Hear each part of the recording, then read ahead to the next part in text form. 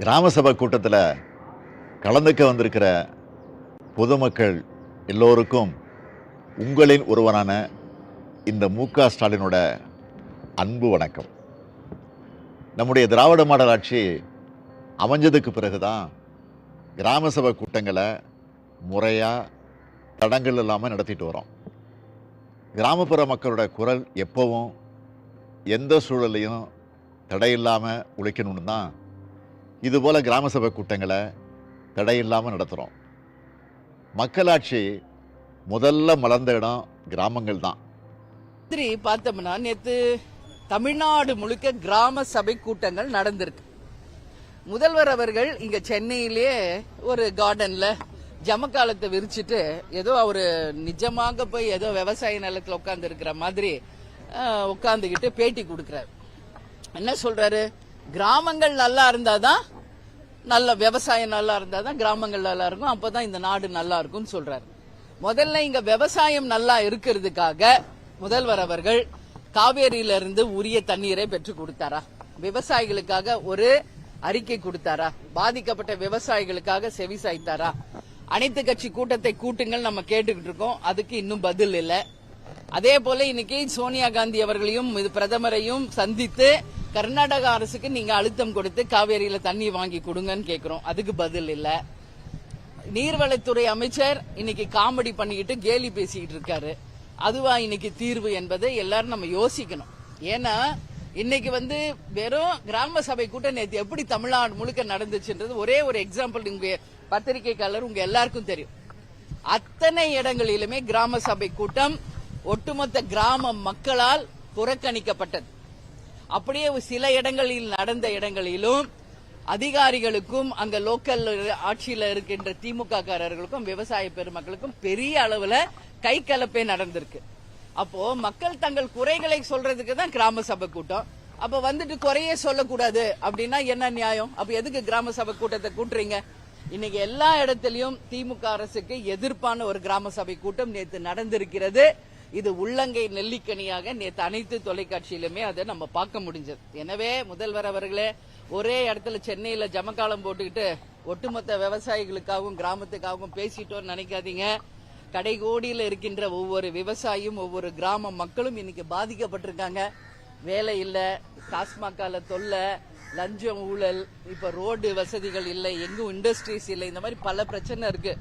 1000 ரூபாய் பெண்களுக்கு கொடுக்கறோம்னு சொல்லி கொடுத்தீங்க, டாஸ்மாக் மூலம் பல ஆயிரம் வந்துகிட்டு இருக்கு உங்க கவர்மெண்ட்டுக்கு.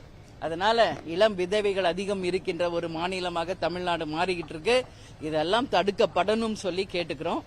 அதே மாதிரி இப்ப உள்ள போற 4 பேர் உள்ள வராங்க, பேஷண்ட்ஸ் ஸ்ட்ரெச்சர்ல தள்ளிட்டு வராங்க. நான் கேட்டேன், டெங்கு பேஷண்ட்ஸா? இல்ல, டிபிஐல உண்ணாவிரதம், இன்னையோட 7வது நாள் உண்ணாவிரதம், மயக்கம் அடைஞ்சு இன்னைக்கு அவங்களை கொண்டுட்டு அட்மிட் பண்றோம் அப்படின்னு சொல்றாங்க.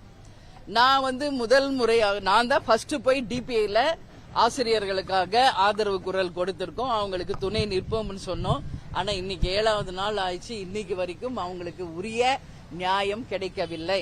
அமைச்சர் அவர்கள் அவங்க வீட்டுக்கு அழைச்சு பேசுறார், அது எப்படி நியாயம்? எங்க எல்லாரும் உண்ணாவிரதம் உட்கார்ந்து இருக்காங்களோ அங்கதான் அமைச்சர் போய் அவங்களுக்காக பேசணும். இவங்க வீட்டுல உட்காந்துக்கிட்டு அங்க பேசுங்கன்னா எப்படி வரும்? அதே மாதிரி ஆலோசனை பண்ணுகிறோம், பரிசீலனை செய்கிறோம், இது அவங்க கேட்டு கேட்டு அழுத்து போயிட்டாங்க. அதனால இந்த முறை முடிவு தீர்க்கமாக உறுதியாக இருந்தால் மட்டுமே நாங்க உண்ணாவிரதத்திலிருந்து கலைந்து போவோம்னு டிபிஐ வளாகத்தில் இருக்கின்ற இடைநிலை ஆசிரியர்கள் சொல்றாங்க. இன்னைக்கு எவ்வளவு பேர் அங்க மயக்கம் அடைஞ்சு இன்னைக்கு உடல்நிலை குறைவால பாதிக்கப்பட்டிருக்காங்க.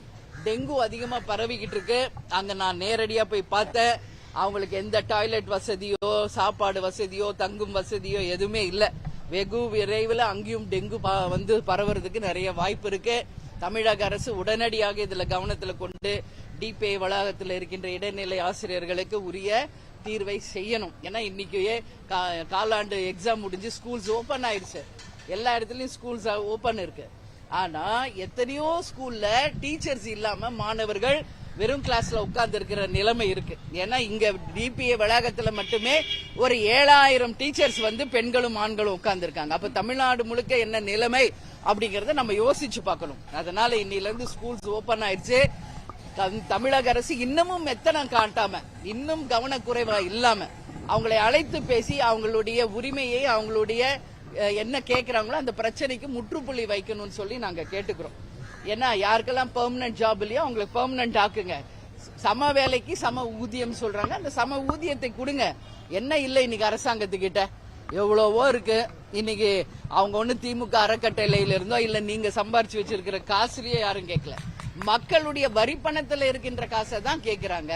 அது நீங்க நியாயமாக அவர்களுக்கு உரிய அந்த தொகையை கொடுத்து அவங்க பிரச்சனைக்கு முற்றுப்புள்ளி வைக்க வேண்டும் என்று இந்த நேரத்தில் நான் கேட்டுக்கொள்கிறேன்.